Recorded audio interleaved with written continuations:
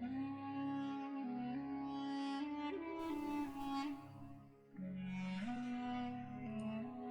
اللہ الرحمن الرحیم۔ اللہم صلی علی سیدنا محمد وآلہ وصحبہ وبارک وسلم۔ حضرت مولا علی شیر خدا کے اقوال زنی۔ 3 عادتیں مردوں میں بری مگر عورتوں میں اچھی ہیں: بخل، خود پسندی اور بزدلی۔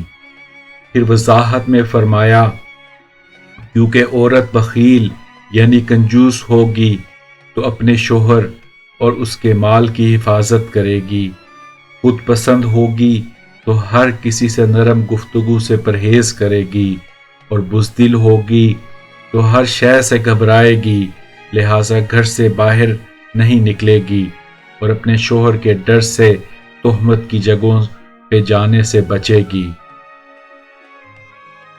جاہل کے سامنے عقل کی بات مت کرو، کیونکہ پہلے وہ بحث کرے گا اور پھر اپنی ہار دیکھ کر دشمن بن جائے گا۔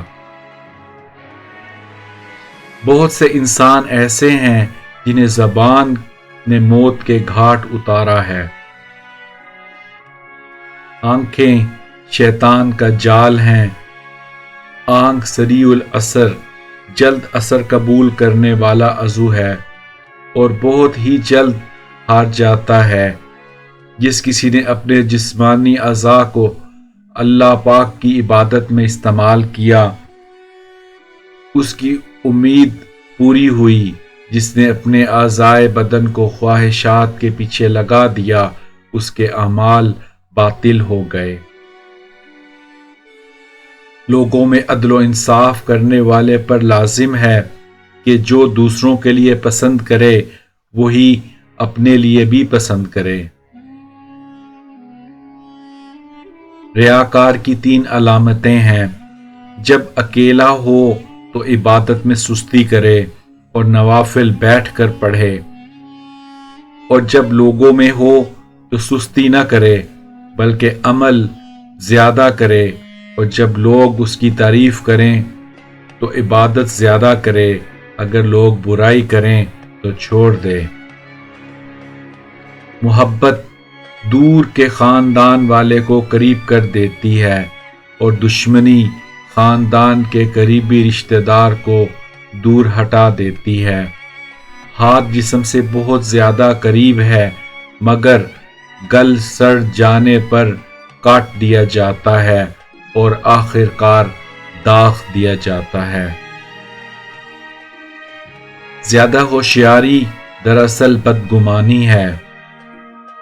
حضرت مولا علی مشکل کشا نے اپنے لخت جگر حضرت امام حسن مجتبیٰ سے فرمایا، 8 باتیں یاد رکھنا۔